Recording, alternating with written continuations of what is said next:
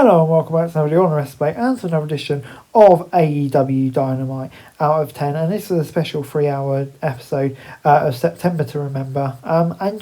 Obviously it's the last show before All Out, so we had a lot of build towards that. So yeah, without further ado, let's get straight into things. And we started things off with a contract signing between Hangman Page and Carl Fletcher. Savoni facilitated this contract signing. Page was alone when Callis backed up Carl Fletcher and spoke first for him. The Cowboy revealed that he added a stipulation to the World Championship match. If the Callis family interferes, Fletcher will be stripped of the TNT title. The Protest Star confidently declared his victory to come and warned Hangman that he would lay him out before the end of the night. A phenomenal height segment for this world title match. While the build has been inconsistent, this Friday sold why it matters. Fletcher wants to be the champion more than anything else, and he's aspiring to pass anyone he's ever been compared to. Hangman's a veteran compared to him, so it'll be interesting to see how the match plays out. While all signs signify a loss for Fletcher, it feels like he's really been built up for this, and the stipulation could even allow Fletcher to drop the TNT title and maybe move up the card, but the possibilities are intriguing. As we then moved on to John Moxley versus Roderick Strong, KOR did his best to help Strong in this fight, but used to trip the Messiah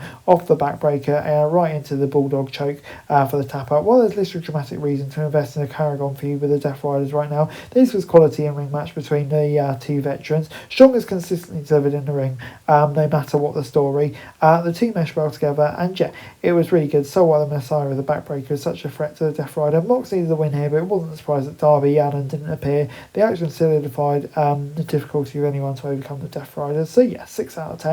Moving on then to Bobby Lashley versus Tio Leona. Lashley found a big fight from Tio, who stroked him blow for blow. The Almighty finally managed to lock in the Hurt Lock, keeping it in even as Leona took him to the mat, forcing a ref stoppage. This was far more dramatic than expected. Lashley bumped big for Leona, making him look like he's more of a destroyer than anyone else has. It genuinely looked like Leona might be the only one to pick up the pinfall victory over Lashley, and what makes the Almighty's presence so special in AEW is a dominant force that could rival anyone on his roster, but he's also willing to work with a talent to make them look good. A strong preview of what's coming, and a possible upset win at the weekend. 6 out of 10.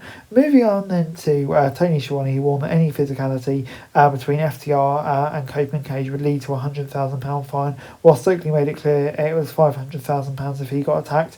The two teams talked about their history and shared experience. Christian reminded everyone why he's rich and doesn't care about fines, starting a brawl. A delightful segment where the Patriarch did the most with the least mic time and collectively sold what it was. After losing a bit of magic, they once again re-showed it here, and it definitely deserves a big spotlight at the pay-per-view. We then got a tag title ladder qualifier, Young Bucks versus the Bang Bang Gang.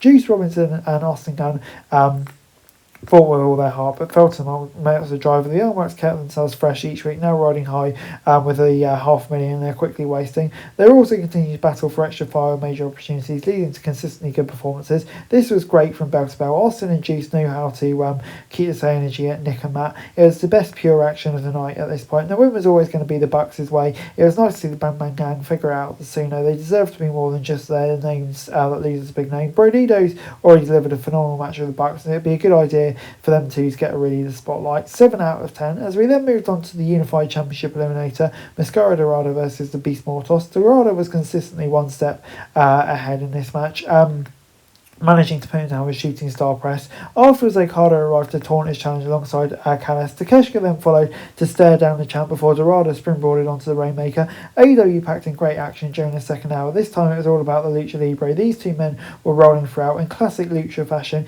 It wasn't completely clean, but it was always fun. This was a chance for men to show off what they can do, and they did that. It was obvious early that Dorado was going to win as he consistently rolled over Mortos. The Beast made Dorado look great throughout, and this was really fun. 7 out of 10. And he'll need it to stand out with those two on the weekend. Before we moved on to the Noah Hall's Bar match between Aminata and Thekla. Before the match, Storm appeared in the spotlight to question how long she had left. Both Hayter and Statlander interacted to make their cases. Thekla interacted with Storm to make her match early, beginning with a brawl. The Toxic Spider sealed the win with a stomp on a steel chair. Afterwards, she announced herself to be the time response ends. Storm ran out to attack Thekla while Hayter and Stat brawled. Jamie Hayter, Julia Hartzori and Sky Blue saved Thekla, while Wheeler Yuta and Runa Shavir convinced Stat to leave. Hayter held back from laying out Storm before security broke up. It was a chaotic scene pre and post match on top of the wild hardcore action between the two. It sold what could happen at All Out, creating enough questions that fans can believe Storm might just lose the World Championship. Queen and Toxic Spider have fantastic chemistry while leaning into the perception of their heat. They brutalise one another, both looking great throughout. By the end, it looked like Thekla were going to this match with the most momentum. It actually Hayter who got the strongest tease as a possible spoiler for All Out. The Timeless One's done so much for the championship. It would not be a surprise for her to lose, but it's the best everything for someone to definitively defeat her one-on-one. So yeah, it'll be intriguing to see what happens. 8 out of 10. This was a great segment. We then got Jet Speed versus Kip Sabian and Kill Switch. Speedball and Kevin Knight fought Sabian and Kill Switch on their toes with their fast pace, but it was Kill Switch who decided the result. He refused to let Sabian tag out, setting him out for a time adventure to lose. This was more about the drama than a poor in-ring action, not quite living up to the highs of the previous few matches. Still, it delivered the right result and a satisfying bit of revenge for Kill Switch, who will need a new ally in his corner soon after turning on the matriarchy. Jet Speed is another addition to the match that can be welcomed. So yeah, it's going to be good. Looking forward to that match too. But yeah, this then gets a 5 out of 10. Moving on then to Riho versus Robin Renegade. Riho found herself outside but fought from underneath to catch her opponent with a crucifix driver for the dub.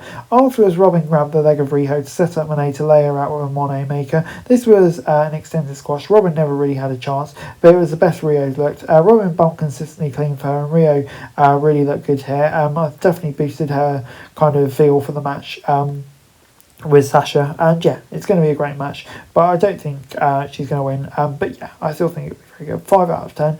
Moving on into the tag title qualifier, Don Callis family versus Top Flight. Dante and Darius fought hard, but the family use is still too much. After Alexander knocked down Dante, Hachicero knocked him out with a guillotine slam to win. Afterwards, more of the Don Callis family threatened Skyflight until Jet Speed came out to even the odds. The Young Bucks and Brody arrived to further a wild brawl. The Champs cleared the ring. Lance and Rocky Romero threatened Christopher Daniels until Hangman arrived. The Cowboy was ready for Cole Fletcher, but the family was still overwhelmed by the champ. The Proto Star laid out Hangman with a brainbuster off the apron through a table. The show ended with Fletcher stood tall over the Cowboy.